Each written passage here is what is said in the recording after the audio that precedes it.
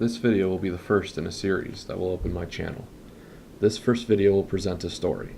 I ask everyone to listen closely to the entirety of it and consider. There was once a nice middle-class family. A mom, a dad, 2 sons, and a baby daughter in a quaint middle-class home in a decently safe suburb of a large American city. The father's job sent him out of town most weeks, but he didn't mind. He felt that the hard work provided his family with the best standard of living possible, and that being away most of the time was a price worth paying to give them a good life. He did his best to spend time with the kids on the weekends, since he couldn't during the week, when he was earning the funding for their standard of living. The mother was free to work. In fact, she dropped the kids off at daycare for several hours a day, but she felt that her housework was hard enough. She utilized the daycare hours to relax and run some errands. Over time, the mother became aggravated with her lot in life. Her husband was home only around 2 days a week, and she felt that he wasn't carrying his weight at home, that he needed to do more to care for the kids. She became very critical of her husband, pointing out any failings she saw, repeatedly, and any disagreement she insisted on winning, and would rub him with it at every opportunity. Eventually, the mother found feminism. She realized that she was shackled by her lot in the family hierarchy, and she resented the place she found herself in. But she did not want to give up her family. She deserved more, she knew it. She was a good wife, practically perfect in fact, and her husband needed to appreciate her more. She began to arrange time for herself around his ability to contribute, rather than the daycare as she had before. He would walk into the house after a week on the job site, and she would hand him their daughter on her way out the door for a night with her friends. He took charge of watching his children during the time, but her dismissal of him and repeated dissatisfaction made him start to question if the effort was worth it. This went on for a few years. Her open and loud dissatisfaction making not only the traveling jobs for income, but he also took more of them to get away from her. His home became an upsetting, hostile place. Eventually, unfortunately, he succumbed to temptation. He had a one-night stand affair. I know his reasoning, but for the story, I will leave it out for now. I will leave out how I feel on its justification also. I may discuss it at a later video. What he did not do, however, was try to hide his infidelity. He admitted it when he returned home. He sought her forgiveness.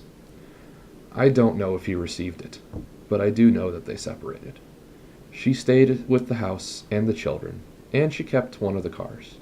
He continued to pay all the bills for his family and his separated wife. He got a small one-bedroom apartment for himself. They remained separated for months, over a year in fact. He tried to reconcile with his wife several times. She never reciprocated. Eventually, they got a divorce. Against the advice of his lawyers, he gave his ex-wife the house and the car free and clear. He also agreed to pay 3 times what his lawyer said the courts were likely to order him to pay in child support. Unfortunately, his wife felt it was not enough. It was not as much income as she had enjoyed while they were married, because it was not all of it. And she demanded her own lawyer. She got it, and he paid for it. Her lawyer told her to sign before her ex-husband took back the generous offer. She did not have to work, and for several years she lived off the money her ex-husband gave her. She decided, however, that her future daughter-in-laws would never have to suffer the unfair and unjust treatment she suffered at the hands of her ex, by manipulating her children's beliefs. She taught her daughter that as a woman, she was perfect. She held her daughter to an impossible standard. And though her daughter was a straight-A student, she was an athlete. She did become popular, and all agreed that she was beautiful. She was never happy. And she was never happy because she was never perfect. Or never perfect enough, if you could say that. 2 weeks before her college graduation, though, she took her own life. Her middle son, who had undiagnosed learning disabilities, she beat, calling him lazy when bad grades came in, and they came in habitually no matter what punishment she doled out. So eventually, she just resigned to beating him every report card, and he spent the next few years perpetually grounded. The young boy, who had started out laughing and happy, quickly became an introvert, unable to share his emotions. One thing positive that did come out of it was that he was a very hard worker. Once he was out of school, he put every ounce into every job he had, and he sought approval from his mother like there was nothing more valuable in this world. But no matter how much approval he attained, it would never be the approval he wanted, the approval of him being a good enough child, because she seemed back then to value grades over everything. And no matter how many times he went back to school, he never was able to reach those lofty grade goals.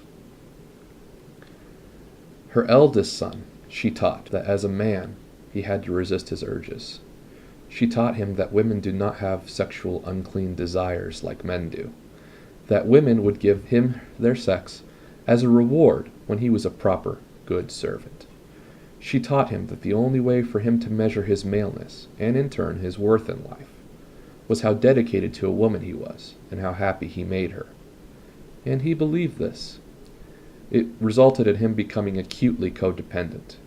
He latched onto abusive women and was unable to separate from them. His father tried to get him help, but his son only felt alive when women he was with were happy. He started to live vicariously through them, and sacrificed many opportunities and many happy moments in his life for their fleeting fancies. It took a particularly hard blow with a particularly abusive woman before his father was able to convince him to seek professional help. He never did get over his codependency, he only became aware of it. Another great gift that his mother's treatment gave him was he had gender identity issues all throughout his life. He saw men as lesser persons, and he idolized women. He eventually wanted to be a woman. He wanted to be that whole better person. As a teen, when he discovered the internet, he presented himself online as female. His true maleness was a closely guarded secret. And he found that he was happiest when those people online treated him as a woman. And for many years he contemplated transitioning from male to female. His sexuality became an uncertainty. He experimented with dating men, and while he had several good doting boyfriends, he wanted to love and be attached to them, he was never able to. They treated him very well, and he was very happy with them. But he was never able to get the fulfilling feeling that even the most abusive of girlfriends gave him. Eventually, he joined the military to try and gain direction in his life. While in the Navy, he went into the submarine service, and for the first time in his life spent months at a time in the company exclusively of men. For a few years, he felt happy in being male. He learned to enjoy his male interests through his shipmates, and even took an online persona that was purely male. This confused him, which threw his worldview into disarray as he tried to make sense of his experiences, and he began to question what, in his teens, he had seen as a certainty. He began to wonder if he truly was trans or not. Before, he did not try to transition as living as a woman for fear of having a body too masculine to be corrected, that he was too broken, too less of a person to be able to attain the lofty goal of being a woman. Now, he questioned if possibly he could be happy in the long run just being what he was, a man. His plan to put transition on hold, and, to be honest, continues to be a mental struggle. For those of you that hadn't figured out yet, which I'm sure are few, I just gave you the cliff notes of my own life. Consider this an admission of my bias, and an invitation to see the context from which I will speak. Please also consider that this is a plea for your consideration on what lessons can be learned from my experience, because my life was not ideal. It was not happy in the most part. And maybe, just maybe, my life can teach someone how to prevent this kind of life. Thank you for your time.